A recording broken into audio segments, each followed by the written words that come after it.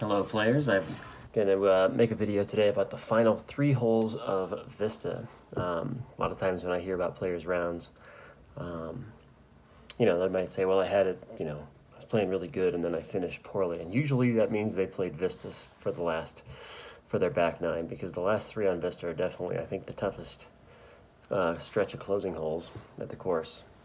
So I'm going to kind of walk you through 7, 8, 9, kind of from a strategy standpoint, and give you some ideas on how to get through those 3 holes. They're definitely not the easiest set of holes, so just knowing the strategy doesn't mean you're necessarily going to like go birdie, birdie, birdie.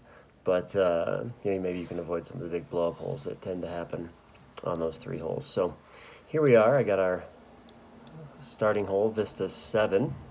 This is a super long hole. It's like 480 from the back tee. From the member tee, it's about 425. So the yardage is long, but it is downhill, so it doesn't play as long as the yardage.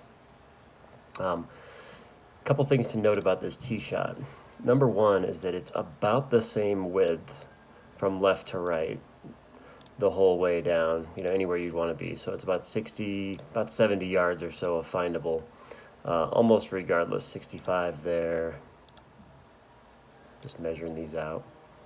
67, 68 there. So, it's not like it bottlenecks too much unless you're all the way at the very end. It's pretty much a straight shot, and it requires a good tee shot with the hazard left and the out of bounds right. So, all else being equal, if it's pretty, if there's no like bottlenecks or anything, your mission would be to hit it down there as far as possible. Typically for most players will probably mean a driver. Let me zoom in here. You got snow on the golf course on Google here. If you're playing the member tee box, unless you hit it over 320, it's probably driver. Granted, it plays downhill about 20 yards. So if your driver goes over 300 yards from the member tee, you might back it off to 3-wood to keep it from going through the fairway, depending on the wind and the conditions.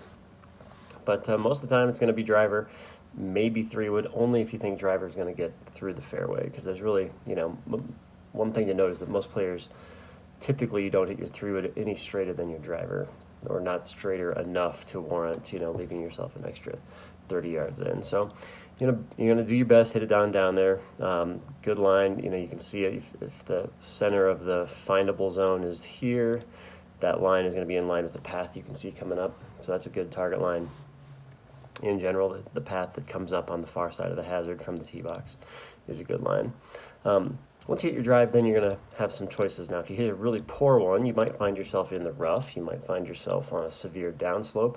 And, you might find yourself pretty far back there if you didn't get all of it.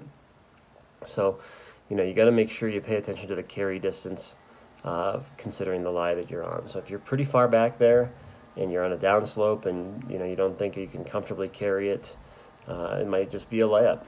I was giving a lesson to one of my students out there, and we were at like what did we have? We had like 190 in, and of that, we had a carry of 145 off a downslope, and for that player, it would require a 5-wood. And it's like, I had to tell that player, I'm like, look, a 5-wood off a downslope, if you're normally carrying at 160, is no joke, no guarantee it's going to carry 145. And even if you do, you're not like going to be on the green. So if there's if you feel like it's a pretty big question mark of whether to carry it, it's probably best to just lay it up. If you are going to give it a rip, so you get a good drive and you have a decent lie, this green complex, it doesn't look too bad, but it's like easy. Half of it's easy and half of it's really hard. So the easy half is the front half. In other words, this area up here in the front is pretty flat. All this stuff in the front is pretty benign as far as, not too difficult to chip or pitch from to any of those hole locations. But the back, it's hard to see on Google Maps, the back slopes off every direction. So, if the flag is in the back, even if it's in the back, your approach shouldn't really go much past the center of the green most of the time, unless you have like a sand wedge or something like that in your hand. So, if you're hitting a medium length club, you're going to be aiming at the front half of the green, and if the flag is up there, you could easily have birdie putts. If it's in the back, you hopefully will, have an easy pitch or easy 2-putt, or kind of an easy 2-putt at least.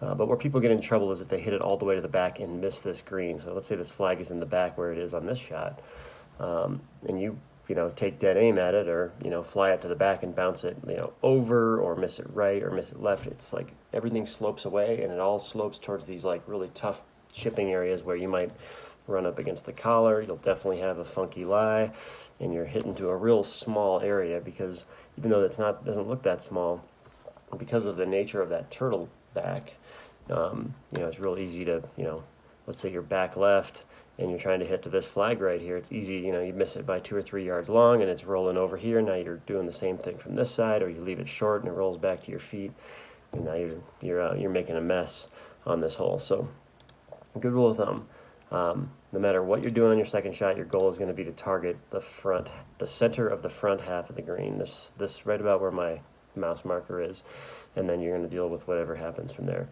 You're going to try to avoid any of these like collar areas around the backside, because those are all very, very difficult up and downs, and you can make a big number pretty easy. So if you walk away from this hole with a bogey, that's just fine. If you par it, that's great. If you make a bogey, so be it. I think it's the hardest hole in the course. Moving on to number 8, par 5. A lot of people think, okay, par 5, we could be aggressive here.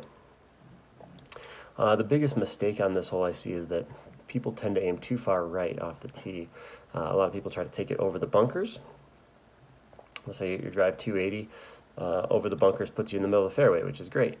But if you miss it by 15 yards, which is definitely possible, you're flirting with the out of bounds, lost ball, re-tee.